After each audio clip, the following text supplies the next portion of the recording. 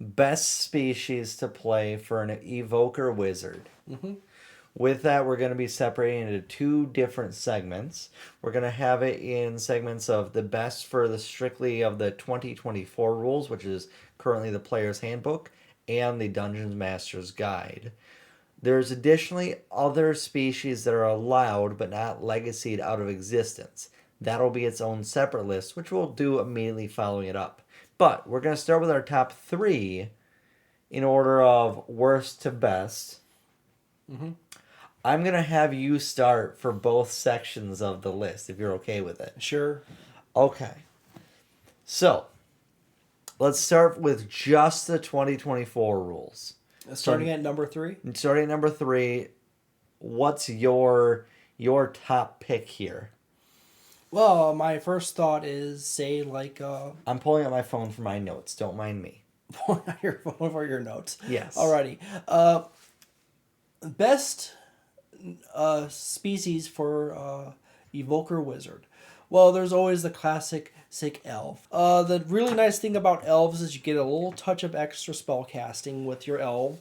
Because like high elves and whatnot get, I suppose wood elves. Do all the elves get additional spells? All the elves get additional spells at various levels. I think they get a spell at the first level, and then they get a spell at the 5th level, and so forth as it goes along. Kind of thins out as it goes on the spells. Okay. But elves have a little extra spell. You can just, I think if I remember correctly, in the 2024 version, you can pick what stat modifier goes with what spells. So you can. So assuming you're a wizard. A wizard, you'd be using intelligence. If you're using like a wood elf, or if you get a little more druidy spells, those mixed with your wizard, and so forth. Like fireball. It's not true. It's but anyways, you get a more druidy touch to them. You have also your your advantage against being charmed and put to sleep. You have your trance feature, which if I started like making up like traits of like, oh yeah, and they have this, do you think like I could get something so believable that you'd be like, I think they have that. Yeah, I'll build off of that. Yeah, that's a thing. But you have your trance ability, which basically means you don't actually sleep. You are Now- up, and you basically go into a trance state, and you're only like in that state for 4 hours, and it counts as your basically your long rest in itself. Okay. So as a wizard, you can just watch everything around you very carefully, even in your trance state. Be a guard, if you will, in the night. You have your charm resistance and sleep resistance, so it's harder to put you to sleep, and charm you so you can't you're less likely to fireball your party. Why would you want that? There was a Heron in a campaign. It's just a little cooked rabbit. It's fine. That ended up fireballing his entire family on a ship. It was not my campaign, I remember. and it was not my character, but it was a really memorable moment in itself. So if you're a spellcaster, you really don't want to be charmed, so you don't end up dropping meteors on your party. Okay, all right. Let me hit you with my number 1 real quick. Or, sorry, number 3. My number 3 is the gnome. My number 3 is a gnome. You got a lot of really nice things. First off, notes. Sorry, they turned a little bit. You've got the dark vision of 60 feet. It's like a baseline thing that's generally nice. You don't know how many times that's come up in a campaign for us. Have dark vision. Have dark vision is important. But additionally, you get your saving throws to charisma, you get them to wisdom, and you get them to your intelligence. All of these really good. You baseline already have a good intelligence saving throw as a wizard, but it's not bad to have better. And assuming that you're grabbing something like Warcaster potentially, now you're also getting concentration saving throws, and now your saving throws all around are generally looking pretty good as a gnome. Additionally, you do get free cantrips as well, which can help you round out your cantrip choices just a little bit better as a wizard. Mm-hmm. So for me, the gnomes rank pretty highly. I agree. What's your number 2? My number 2 would be just human. You get 2 origin feats, and you obviously can pick your background, and you obviously go ahead and pick your either sage or acolyte, and in that case you get magic initiate right off the bat. You get a few extra spells, and because you get an extra origin feat as a human, you can also pick magic initiate again, and then pick from a different pile.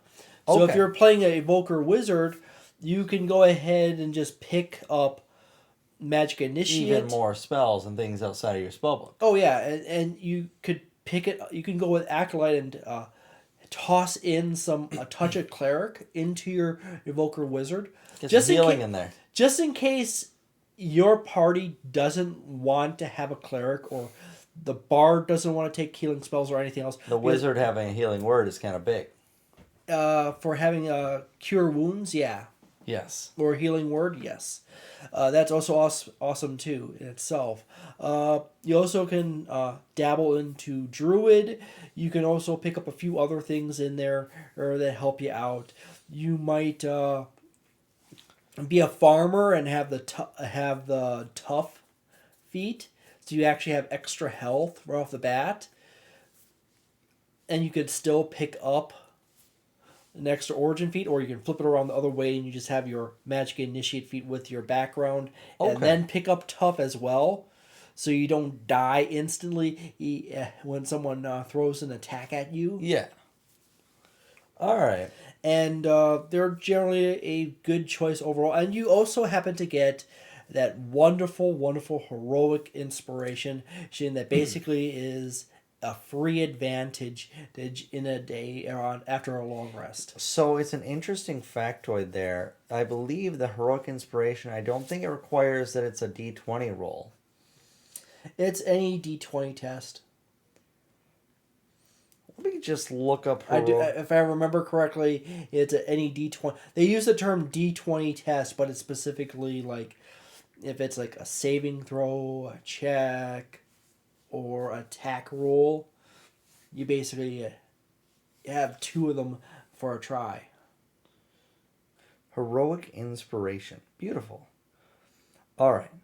If you, a player, have a heroic inspiration, you can expend it to re-roll any die immediately after rolling it, and you must use a new roll.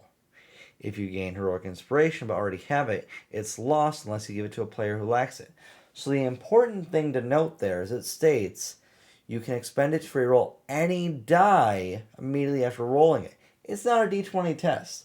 You could do it for a hit die. You could do it for a wild magic surge. It's any die. Okay, so that's specifically on D&D Beyond. Is it different in the book? I could grab the book.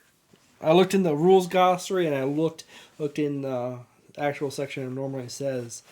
So it basically is the vague statement about any die. Any die, yeah. You can re-roll any die as a human. Yeah, oh, also technically a heroic inspiration is also can be given by the game master as well. So they suggest multiple different options doing so. Like if a player is playing their characters their ideals Very truly to the ideals of the character. Yeah. Yeah, or they come up with something really clever, the game master can give them a heroic inspiration.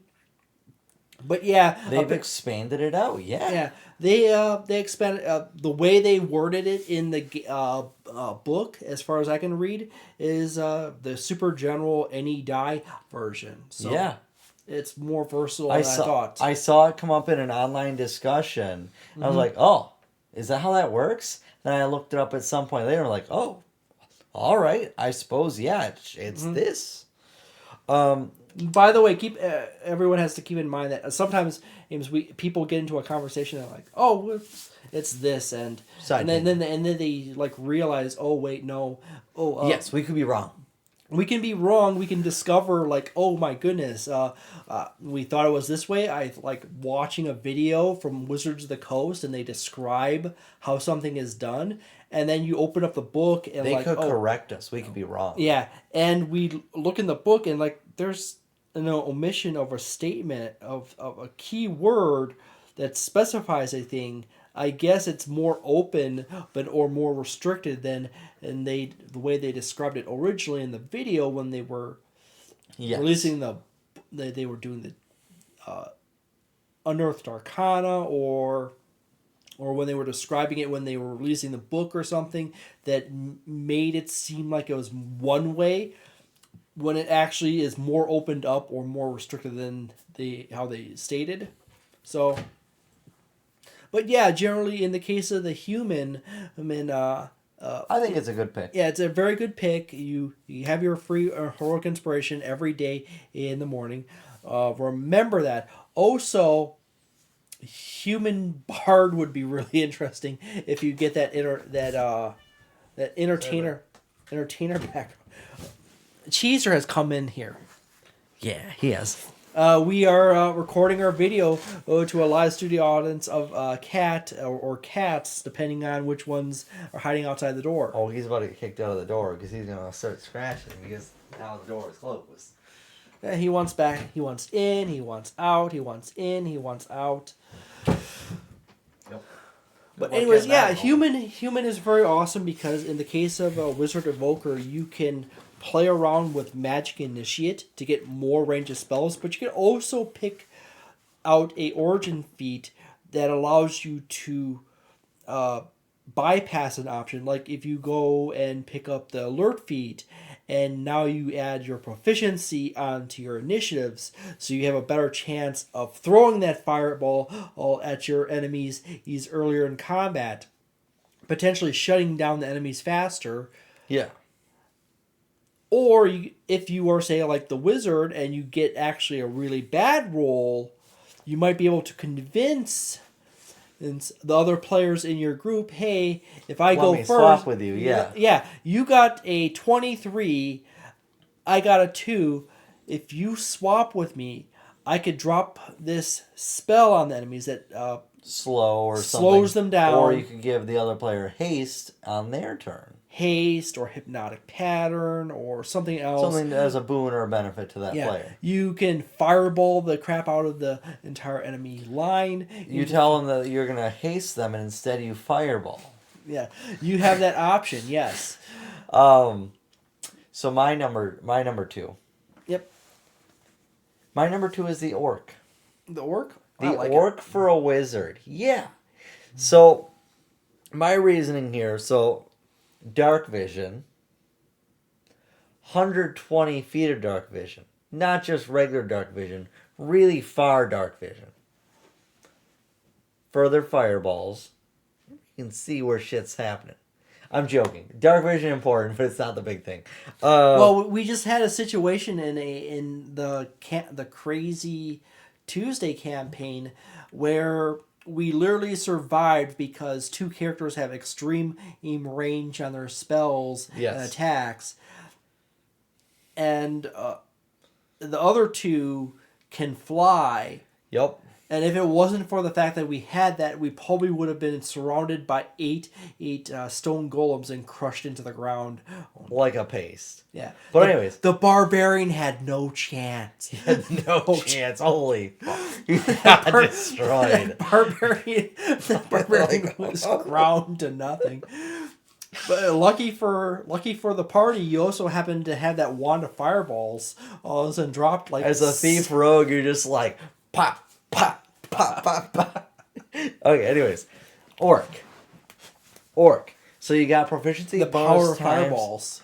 Proficiency bonus times per day of you can get that bonus action dash, which as a wizard can be real nice for getting out if something's approaching you, and it gives you temporary hit points. Is that going away and forward, or you have your choice? They don't have that line in there anymore that says you have to go towards the turn? Oh, that's cool.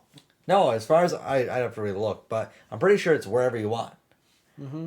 So you can get away, you can go in, it gives you temporary hit points, and then with that, you additionally get the relentless endurance and the temporary hit points from it. Temporary hit points, you're a wizard, now you've got less chance of going down. Relentless endurance, things aren't going to randomly one-shot you. As a wizard, this gives you a lot more safety in playing a little bit more dangerous. And maybe you want to use your new bonus action dash to make that happen, which refreshes on a short rest. That's pretty good. Yep. That's not bad.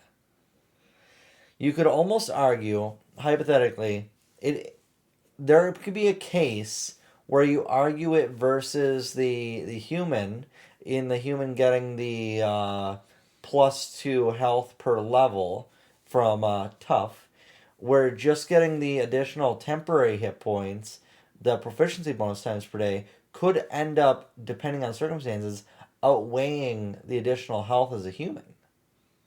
Yeah.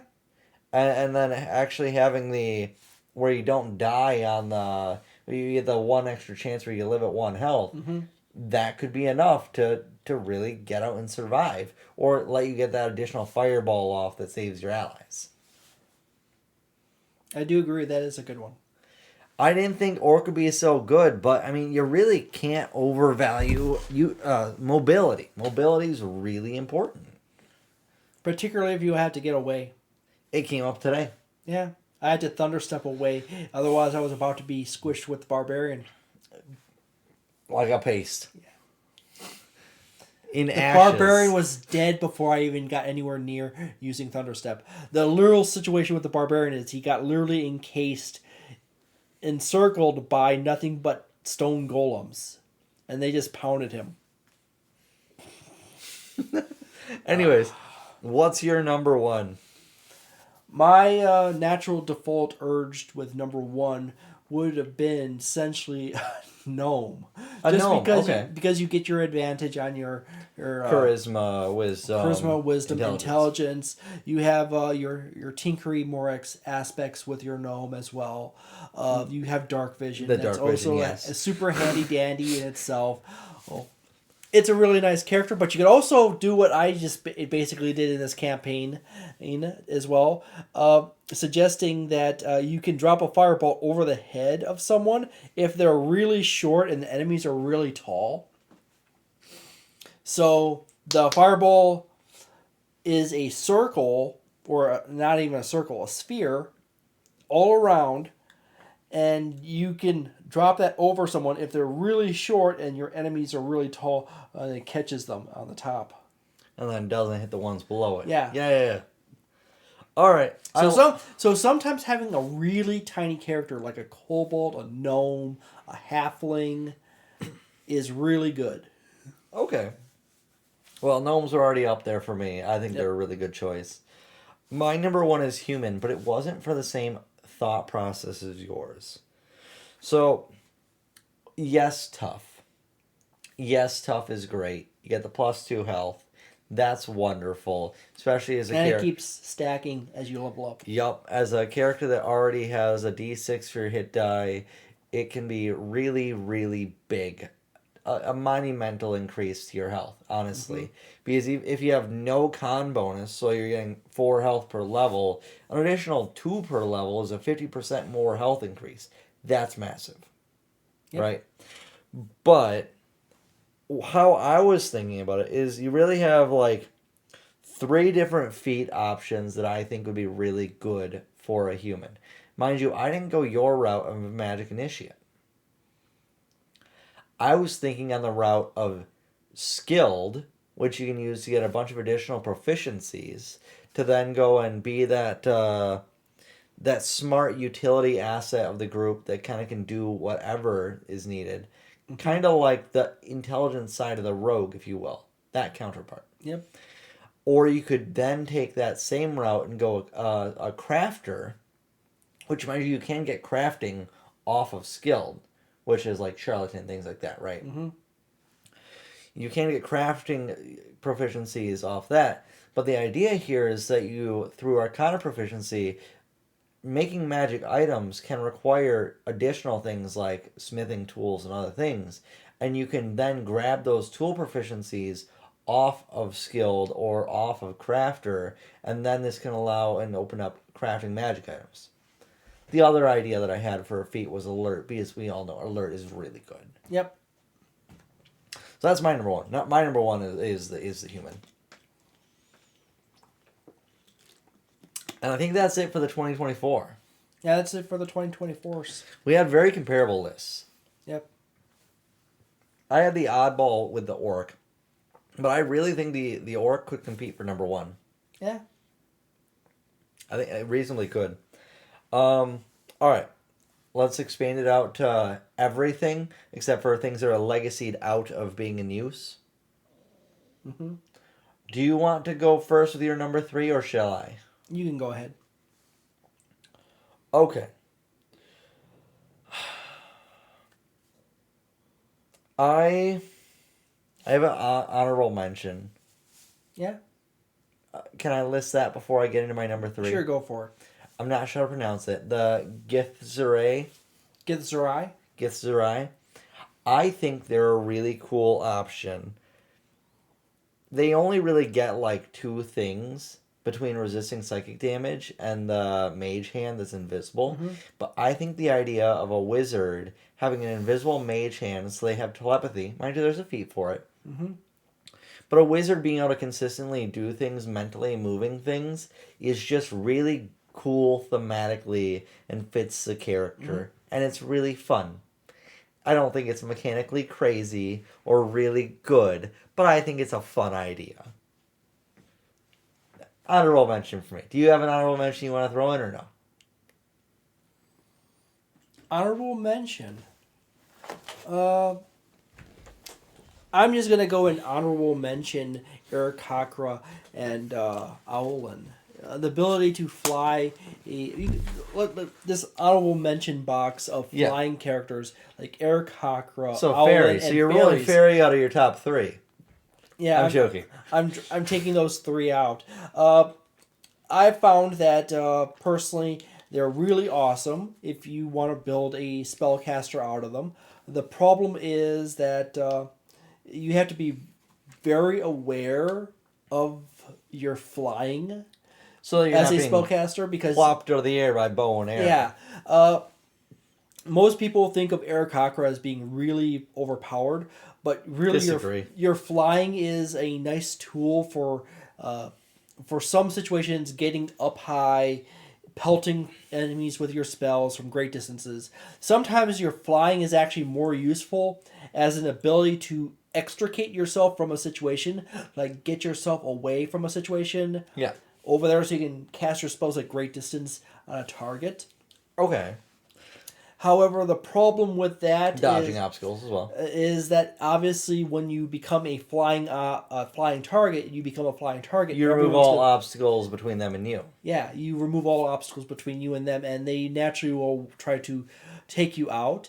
Probably the better of those 3 is probably Owlin, and probably second place would be Fairy. Owlin has that dark vision. It's very handy. They have proficiency with their perception. So you are very alert to what's going on around you, and you can easily take off, fly, move to a faraway position or a high spot, and pelt your enemies with spells. It's just that if you take off flying, you always have that danger of that enemy flying up into the air, and now it's just a one-on-one fight between you and it. And you're the wizard, and you don't want to be in this situation. You don't have the HP to be in one-on-one. Now your melee can't get up to you. Yeah, and now you are in a terrible situation. And I remember a person who had a fairy wizard that discovered that the enemy that they were flying away from can also fly. And that enemy basically, he knocked them out of the sky. And the barbarian and the paladin who was standing on the ground, who could easily do a lot of damage to the enemy, couldn't be involved at all. So their honorable mention, because flight is a very powerful ability, it's just not a killer app ability that makes your character really powerful in all situations. I agree. All right. To my number 3? Oh, did you mention your number 3? No, we were doing honorables. Oh, go for your number 3. Okay, my number 3 is human. Human? Human. because they get the tough feat that you can select as well. Blah, blah, blah. I've already explained to you. You already get the Yeah. in the classic 2024 rules 2024. of human. Yeah, they are just really good in that you're getting. You can choose tough, expand your health out a lot, and get your different item crafting abilities as well as proficiency bonuses off of skill, so on and so forth. You can really kind of round out your character nicely with a human. But yeah, anyways, mine was a nice and easy one. We already covered it. Alrighty. I just think they're generally that good that they're in the top 3 of all other species as well. Mm-hmm. Oh yes. My third would probably be Tabaxi. Tabaxi, I think, is a really good choice. Yeah, you could basically Tabaxi is my favorite of the mobility group. They're really good. The ground mobility group with a lot of utility. They also touch into that flyer characteristic. You have climbing speed. You can climb up. Those Tabaxi are notoriously known for their flying and or gliding. I'm not talking about flying, but They flap their paws and just kind of take off. But yeah, in the case of the Tabaxi, you have your feline agility, which allows you to take off running in a burst. So it means that if you're in a tight situation and you don't want to be near the enemies, you can take off running to get away from them, to pelt spells back at them, and you can just hang out there. And because feline agility recharges on a just stand still and do not move, you can get a good distance on your enemies, throw spells for that turn and next turn, and if they move closer towards you, you can take off again. And kite them around. Or even if they follow you that one turn. Yeah. Generally, a lot of things have similar walking speed or movement speed to you, where you can still kite them, and that initial burst was still enough.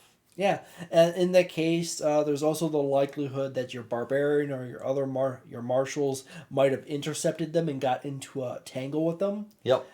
But also, as I said before, you also have a climbing feature for the Tabaxi. You can climb up trees and surfaces without having the fairy could have flew up. Yeah, you can fly up with a fairy and stuff like that. You also have perception. So Tabaxis are like fairies, is your argument? Yes. I'm joking. Yeah, that's why the Tabaxi's in third place is because it kind of overlaps. It's like better flying because you also get movement. You're ground based, is that you get that little extra. You burst. move in this weird bop bop movement instead of the bop, but while that bop looks good, there's a lot of tangibility here where you can be hit. Yeah, and less so in that speedy movement. Yeah. In the case of the fairy and the owlin, you only have 30 feet of movement, where the Aarakocra has the 50, but they have very, very little extra stuff beyond the flying speed with the Aarakocra. The Tabaxi, you have that 60 feet of movement. You can climb just fine. You have perception. You also have proficiency with stealth, stuff like that. You also have a melee attack with your claws. So you have a backup option. Should if something which comes uses strength, which wizards are notoriously good with. But you can also use that claw option to utilize a few other things in the situation. But yeah, you can go from there. That's why it's sitting down in the third place. The Tabaxi is generally really good. Tabaxi is in that group of enhanced movement characters like Centaur and Harengon and a few others, where you have that, or even say like the Wood Elf, where it has 35 feet of movement. Yeah. Where you can actually more easily kite around the enemies as a wizard, or if you're in the front, you can get behind your allies. Your lowered health doesn't matter. Your lowered AC doesn't matter if they can't get to you. Exactly. Or if you can outrange them. Yes. All right. Good solid pick. I debated Tabaxi into my top 3. It would probably range into honorable mention for me as well. Mm-hmm. My number 2, Vedalken. Vedalken. So, similar to gnomes, which we know why gnome was really good, they get that advantage for saving throws for your wisdom, charisma, and your intelligence. Mm-hmm. So you get that goodness of the gnome, but it gives you an additional proficiency bonus, just for your species. You get the choice of Arcana, History, Investigation, Medicine, Performance, and Sleight of Hand. And you also get a tool proficiency, so it kind of solves that thing like I was talking about with your background, where you could use your background to get a tool proficiency. You can use your species to then get a tool proficiency, and it actually has an additional bonus where you get an additional D4. It's not limited to times per day. You get an additional D4 whenever you roll a check using that chosen skill or that chosen tool, which means that you constantly are getting this benefit onto that thing that you're good at, right? Mm-hmm. And it really makes it cool and very possible to do a more specialized character, right? A good example of a character that was a Vedalken that used this to great ability was Winter Waltworth. She got great abilities in doing Arcana and other things. She was a very intelligence-based character, and this all kind of ties in together with, I think, a great amount of not necessarily rounding things out, but being very good at what you choose to be good at. Mm-hmm. Whereas the human is more of a more well-rounded thought process. That's my number 2. I think it's a solid pick. It's a little bit of an older species, though. Yeah. What's your number 2? Oh, my number 2? Yeah, what's your number 2? Alrighty. I'm probably gonna do this again here. He's just like, Tabaxi. It's still Tabaxi. I've changed its coat. One of the... I'm just... It's human, funny. Isn't it? No, it's not human. It is... That's your number 1. It's specifically, say, like a Minotaur. A Minotaur Wizard. Argue me, you're a Minotaur Wizard. Well, let's just say you don't dump strength with your Minotaur Wizard. You might want to dump your charisma. Right. So we have like a high-strength wizard. Continue. But anyways, you as a Minotaur Wizard, you have your charge attack. Can they cast spells with their horns? If you want to, like while you're in your Dungeon Master. Does it require like a motion, if you will, of them like...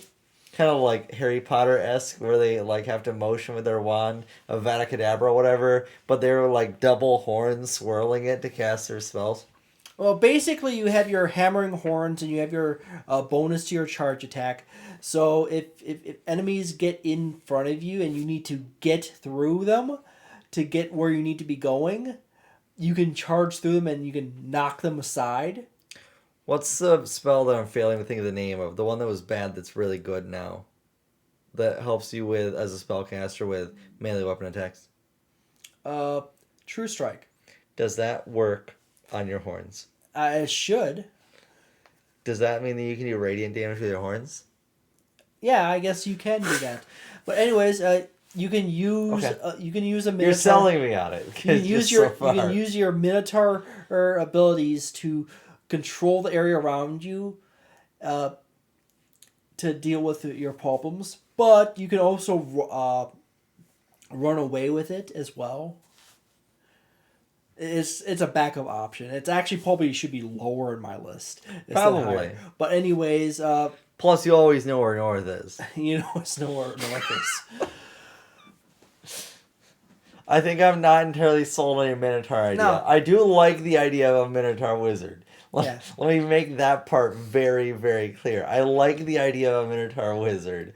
I'm not sold on its competency. It's not the best option. It's just like that point blank option where you are dealing with things up close and then you want to blast them from away. Okay, all right. My number 1. There was one thing that I was debating it being up there, but it really wasn't quite good enough to be up there for me. But there was something very similar, which I've played this species a number of times. I'm actively playing this species right now. Spoilers. Yeah. Shatter Kai. I think Shatterkai is a very, very interesting species. And I think it's very, very useful as a wizard. So, first off, something really important that it gets. You know what that is? What? Dark vision. So Shatterkai gets dark vision. But that's not the big thing. So you get proficiency with perception, which already is great to just randomly pick up perception, right? You get a damage resistance. You get damage resistance to necrotic, which is already like so mind you, we know fire, poison, those are such prevalent damage types in theory, but so much of the time necrotic comes up. It's like to me in games that we play, it's like up there to like top 3 of necrotic comes up so often, right? Mm-hmm. So on top of necrotic resistance, you also get your teleport ability, which 30 feet proficiency bonus per day. You have an out option as a wizard, and at level 3, you get immunity to all damage until the start of your next turn when you use that ability, right? Mm-hmm. So now you're adding survivability, not just in your escape, but on top of that in your damage resistance, on top of that in top of your damage resistance to necrotic, which is so prevalent, at least from my experience. Additionally, something that you'll notice was a care for mine was I think that it'd be cool for wizards to be able to make magical items with Shatterkai as the type of elf that goes into a trance where you can then get proficiency and you can change it each day in either a weapon or a tool. You can then choose to go and actually craft and make magic items, and if it requires like wood carvers or smithing or whatever, you can change to whatever the tool is for what you're trying to do, and you're not locked in like the other choices I've listed before. You can freely change around, and you still have the survivability and the movement and all the rest of Mm-hmm. dark vision. Shatterkai is my number 1. It's actually really, really solid pick here, in my opinion. Yeah. Any arguments against? No, No? it's pretty good. Okay.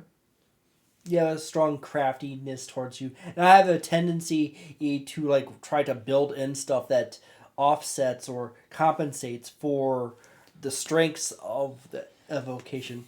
And Yeah. my number 1 basically goes with a weird hybrid blend of all the topics that kind of swirled around this. It's Satyr. So I suppose you do have a big selling point in magical resistance. Oh yeah, it's a part of that gnome thing Yeah, where you're stronger, and it's also the old Yuan-Ti Purebloods had magic resistance Yes, they as did. well, which was awesome with them. Which technically you can addendum them on as a alt option for Satyr. So But you also, in the case of Satyr, you have that ram attack that you can use. I just don't think the ram is that important to being a wizard. Maybe if an enemy gets near you, but you also have 35 feet of movement. Okay, that is a big selling point. 35 feet of movement's really good. So even if it's not the tabaxi or the air for or kiting things, or whatever you gotta kiting do, 35 movement's really good. yeah, just that extra 5 5, feet yeah. of movement does really add up when you're trying to get away from something. Just frank to say that some creatures don't have 30 movement; they have 40 movement. But still, But if you go that and then also take like speedy or mobile, speedy, mobile. If you cast expeditious retreat on yourself or jump, or long sword. Incidentally, Satyr has mirthful leaps, which is actually I a bonus. just don't think that merciful leaps are really good. I played a satyr for like a full campaign. It came up like twice. Jumping in D&D is weird in how it's calculated, and it's not useful. I feel like it's better to just homebrew in different jumps. Mind you, the jump spell works differently, and I think that's fine how that functions. But general long jumps in that is weird and isn't exactly coherent. Well, yeah, you as I said, with the Satyr, you have your magic resistance, you have your movement improvement with your 35 feet of movement Yes. and your mirthful leaps. You have a melee option in close with your ram. You also have that added performance. Do you get the True Strike on your RAM too? I propose that's probably a thing as well. Yeah, I probably could do As that. a As DM well. might allow that. Yeah. You also happen to have your performance bonus, your Reveler performance, where you basically I had to pull it up over here. You have an embodiment of revelry. You have proficiency in performance and persuasion skills. You have proficiency with one musical instrument of your choice. I don't think these are a high prominence of importance to a wizard. I think it's an interesting idea. Performance. It's that really nice extra on. Okay. As well. So it's really useful. But also, the really nice thing about another thing that probably some people might not mentally register is that they're classified as Fae. They're not humanoid. That, I suppose, rolls you out or into different spells. Yeah, everything that would affect you would be higher level than humans. Interesting. So, okay. So if you have like an enemy that casts Hold person, it won't work on you. You'd have to have Hold Monster. Yeah. So, for example, the Pit Fiend would absolutely destroy you. Or anyone from Hold Monster also works on people as well. I do believe. Yeah. Yeah, because people are monsters sometimes. People are monsters sometimes. Yeah. But anyways, I think we had some good picks. You have improvement to movement. You have improvement. You have an offensive option. You have magical resistance. You have an extra little flavor thing tacked on with performance and persuasion. You can persuade the shop owner to sell you magic scrolls cheaper. Okay, so something we didn't list here, which to me I would rank higher than the satyr here. Go for it. Which is just an oddball pick, and it was one of the ones I heavily looked at. Why not the Goliath? The Goliath also has the 35 feet movement. You get the better carrying capacity, pull, drag, lift, whatever. You additionally could go Stone Giant to get 1d12 plus con modifier proficiency bonus times per day of reducing your damage intake. You could take that on top of Tough, and now you could have this wizard that's actually surprisingly tanky. Yeah. And still has the movement like a satyr. That's also a good option as well. It is. I was really debating it. It is just like a generally cool option. Mm-hmm. I think in a low level one shot, that's something I'd really debate as just like a really solid survivable option for the one shot. Mm-hmm. Mind you, it grows less useful as you level up because 1d12 plus con doesn't exactly scale so well. Yeah, and it's also really swingy too. It is really swingy. Unless you throw your Heroic Inspiration on there, which you can reroll. Yeah. That's all I got. Yeah. I think we had some interesting picks there. Did I vary too much from what you thought I'd go with? No, not too much. That's fair. You went with the crafty route. I was thinking you'd go deep into the more oddball picks towards like the deep gnomes and was it Durgar and things like that. I thought you were going that route. The Underdark? Yeah, I thought you were going like Underdark. No. Okay. I can say I did not expect Minotaur or Satyr. Well, Minotaur also an Ulta Minotaur would be Orc or Gif. Orc was really good. Gif. The Gif big also space has hippos. Gif also has that extra little size is boost in there, so they're treated as size bigger. And gun proficiency to save you from having to take gunner at a higher level when you get a gun as a wizard. Well, the catch on that with the gun is that it's like a cantrip, and you can use cantrips. But you could also... You're right, guns are like cantrips. That is true. But you could also just keep gun and then choose using your cantrips as your fun utility spells, those like Mage Hand and or illusion spells or something else. I agree with that. He's casting Firebolt. I cast Glock. I cast Glock. I cast Vicious Antimatter Rifle. Oh, fun fact about Glock. Yes. They do what everyone knows. They obviously do guns, Yes. but they have some other business. Do they? Yeah, they have another business What is it? that's not firearms related. Is it a type of equipment? Yes. Is it related to transport? Well, it transports something. A train? No. Well, but you have the general idea in shape. What you got? Oh yeah. There is also transport too, but it's going into something thing that does the transporting thing as well. But some people just use it as a decoration or a pet in their fields. All right. What's the Horse insemination. interesting? My gosh. Animal call. Yeah. That's funny. No, I had no idea about that. That's interesting. Yeah. For whatever reason, they make horse insemination tool equipment. The more you know. All right. And that's the Evocation Wizard. Yeah. And the best species, but not horse-related species. Also, Centaur quasi covers that intermediate cross section of Tabaxi / Minotaur / Satyr, because you have that 40-foot movement. You can also carry more stuff on you, and you also have that hoof attack and that charge bonus on your attack. Why do all your wizards want to charge and attack with their horns or hooves? But you have that 40 foot of movement. You can also run away from the encounter as well. All right. But also, as a centaur or wizard, you can have a rider on your back, and they can shoot a bow at enemies. The gnome rogue. The gnome rogue, yes. Yes. I think we actually had a situation where we had a centaur.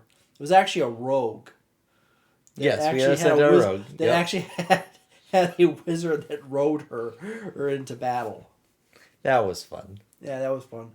That was also complicated too because she was new to the game and there was traps involved. They were going over. Those traps they were involved, but there was also the fact that she rolled really weird stats.